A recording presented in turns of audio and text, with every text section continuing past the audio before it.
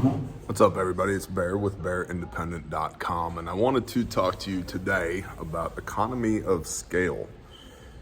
We talk a lot here about having a group of people, a tribe, a MAG, mutual assistance group, a crew, your survivalist crew, whatever, your neighborhood watch, whatever that may be. You have a conglomeration of people that on some level you have agreed to do life with. You have agreed to absorb some or all responsibility for them, and they have agreed to absorb some or all responsibility for you, which is awesome. That's the way it's supposed to be.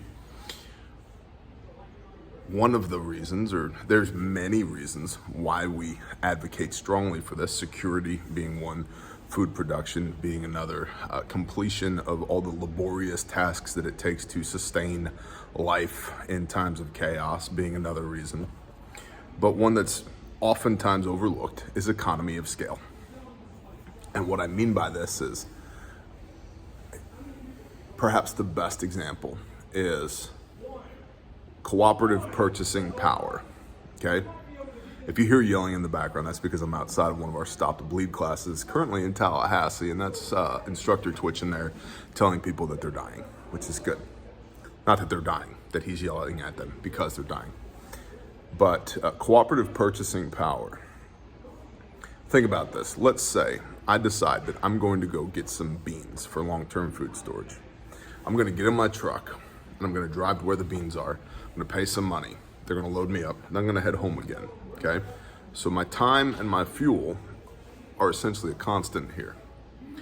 Now, if I go in with 3 buddies, maybe instead of getting a quarter of my pickup truck full, I get the whole truck full. Same fuel, same time, we've split the cost. Let's say I go in with 20 people or 50 people, same truck, and a big trailer, same fuel, more or less. My truck goes from 7 miles to the gallon unloaded to 6.5 miles to the gallon loaded because it's a truck, not a toy.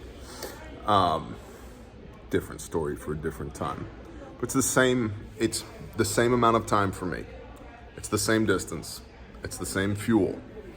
But now, because we're buying 5 pallets of beans rather than 10 sacks of beans, my cost per pound goes way down because of the collective purchasing power of us as a group. And so rather than paying $1 per pound or more for pinto beans, which is absurd, yay, hyperinflation, we paid just under 50 cents a pound. So half.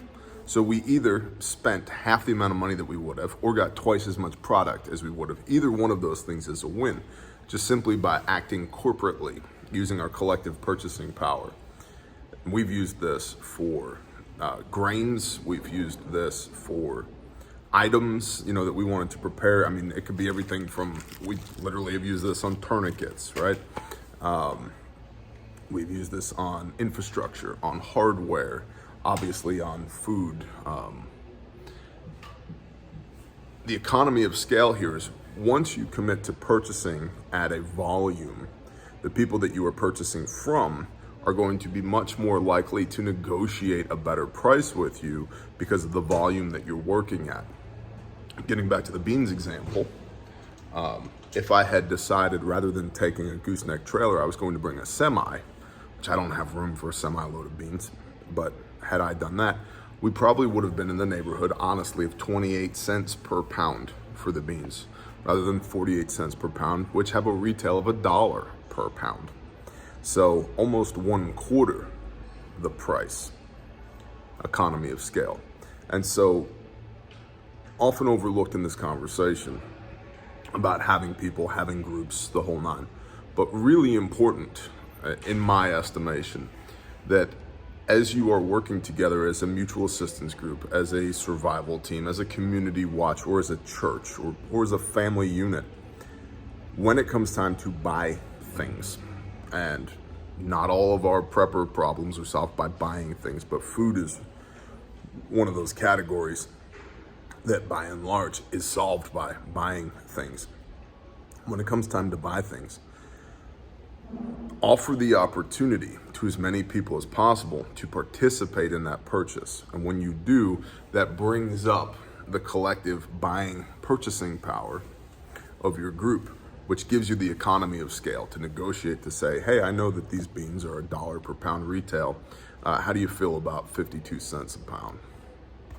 You basically just got half off. It takes you the same amount of time, the same fuel, the same dedication of labor. It's the same distance, but you're operating at a larger scale. And so I would encourage you to think about what opportunities are presenting themselves to you where you could employ economy of scale. We do this with private training sessions at Refuge Training.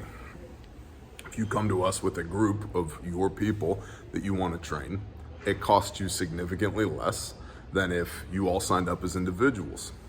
It's economy of scale. And so I would encourage you, find economy of scale in what you're doing and apply it, because the US dollar is weakening.